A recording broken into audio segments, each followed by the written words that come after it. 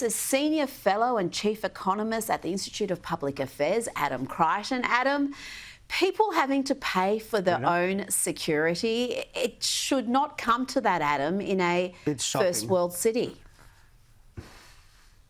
No, and certainly in a state and city like Victoria and Melbourne, where the tax rates are already so high, so people are paying through the nose for public services.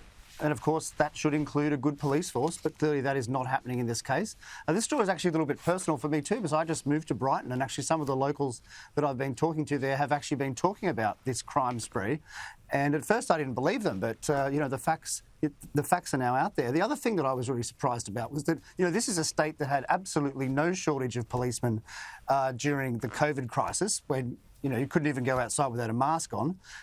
There were thousands and thousands of officers everywhere, it looked like. So I don't think it's a lack of officers. I just think it's a lack of concern, perhaps about certain parts of Melbourne. Oh, yeah, we had elderly women on park benches being harassed, families at the beach for not being masked. There seemed to be no shortage of police officers back then. Now, I want to play you some video of Peter Garrett. Of course, he disgraced himself with comments about Australia's most successful business person, man or woman, Gina Rinehart. He said to his audience at the Perth Festival, pretend you're dancing on Gina Rinehart's grave. But he wasn't done yet. Let's listen to some of the rant here. Now, when I see the CEO, the Texan-born CEO of Woodside, start to gaslight the people of Western Australia by suggesting that if you don't support, and if politicians don't support, a carbon bomb on the northwest shelf as the oceans are heating up and Ningaloo Reef's going under and Scott Reef is jeopardised, by saying that, well, in that case, you're going to have more coal, I realised two things.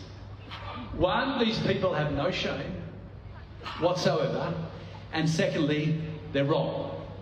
And they underestimate the spirit and the foresightedness and the faith in the future that people really have, but will have to fight like hell to secure.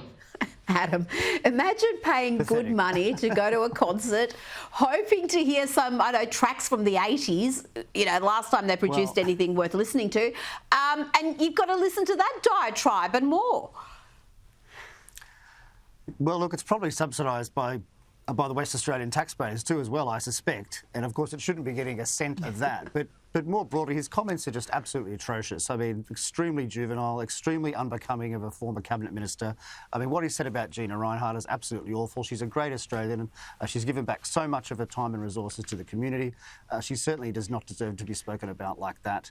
And it's sad. He's obviously seeking relevance. And I think he's just, he's brought shame to that festival. And I think, just as the West Australian Premier said, he's sowing the seeds of hatred and behaving in a highly disrespectful way.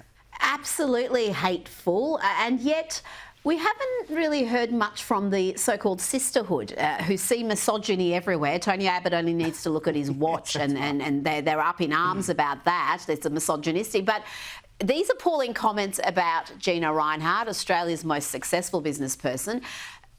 Garrett didn't say anything like that about Twiggy Forrest or all the other mining billionaires who happen to be male. He had that comment about Gina Rinehart, and yet we're not seeing these loud and proud feminists coming out and saying that is just so hateful, it's appalling, wishing death on someone, saying you should dance on their grave, is not what we should be hearing from a former minister, federal minister, and he's 71 too. I mean, by that age, you would hope you'd have some sense. I know. Now, let's hear from WA Premier Roger Cook, who made some ill-conceived comments about Donald Trump and his Vice President JD Vance. This is at a pre-election Q&A hosted by the West Australian newspaper. JD Vance is a knob.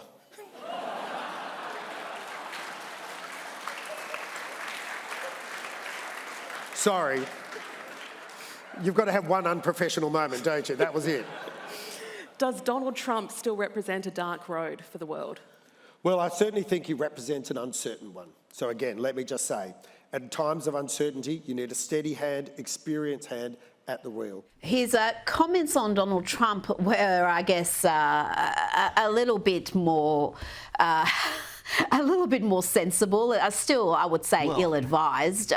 But calling JD Vance a knob, I mean, really? Yes. It's so idiotic. He says it was just a light-hearted thing. It was a jibe. It wasn't trying to be insulting. But if he hopes for his state to do any business with America in the next 4 years, I would say that is not something a leader should be saying. Yeah, no, that's certainly right. I mean, just in general, I don't think state leaders should be talking about foreign leaders or foreign policy in general. So that's the first mistake. And then I think the second one is the word knob. I mean, it's so crass. And, you know, I don't think people could even agree on what it means. So it's just a stupid word. It's embarrassing. And I wince as an Australian when I hear those sort of comments about foreign leaders. And also, I think finally, it's really disrespectful of the very large chunk of Australians who quite like Donald Trump and who quite like JD Vance. And so basically the West Australian Premier is insulting them. So I think that there's this kind of mindset in the political elite in this country that everyone hates Donald Trump and that they can make these sorts of jokes about Trump and Vance. But that is totally not true. And I think that, they will eventually get a rude shock at the ballot box. And the likes of Roger Cook having a go at JD Vance, I mean, when you put those two men next to each other, their intellect, their achievements, please, it's like having an Auskick kid having a go at an AFL star. It's just a little bit, it's a little bit pathetic. But let's move on to Ukrainian President Volodymyr Zelensky. He's done a stunning 180. Just yesterday, we were talking about his comments. He said the end of the Russia-Ukraine war was, and I quote, very, very far away. But today he wants to end the war and sign the minerals deal with the US immediately. He also said, our meeting in Washington did not go the way it was supposed to. It is regrettable that it happened this way. It is time to make things right. Adam, that's the understatement of the decade. Well, look, I mean, I think this goes to show you the power of Donald Trump and the US president in general. I mean, basically, he's had to come back to Washington begging. He's had to apologise, in effect. He's going to sign this deal, although it's not clear, I think, yet whether the US now wants to sign that deal or whether they want to change the deal. Look, I think, the fact that there's a push for peace, I think, is great. That is terrific. But I still think there's so much uncertainty on what the Americans want, what the Russians want, and what the Ukrainians want here, that it's very hard to say where this is going to land. But I do think we all should hope that it does land in a permanent ceasefire. Well, yeah, absolutely. We all want to see that. We want to see Ukraine get an advantageous deal, but we want the killing and this war to stop. Before you go, Adam, revelations that another one of Chris Bowen's climate dreams has completely crashed and burned. 99% of the planned $100 billion green hydrogen supply has failed to progress beyond the concept stage. This is astonishing. And a further blow, none of the 6 projects shortlisted under the Albanese government's $2 billion green hydrogen plan are now considered viable or bankable. Financial sponsors have walked away. Adam, we've got 61 individual projects being quietly archived. That's a nice word to say they've been dumped.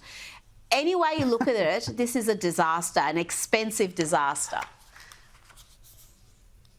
It certainly is. And look, I think sensible scientists and engineers could have said from day one that this was never going to work. And of course, many people did say that. And now we've frittered away billions and billions of dollars on these pipe dreams just to fill up column inches in the newspapers so readers can feel good about themselves, that they're supporting some sort of a renewable form of energy or whatever, or low carbon energy. It's all completely nonsense. And it's just so sad that we've just wasted so much money as a country on these things when we neglect, the proper and the best sources of power that we have from fossil fuels, etc., and hopefully one day nuclear. And so we've damaged ourselves so much in doing this.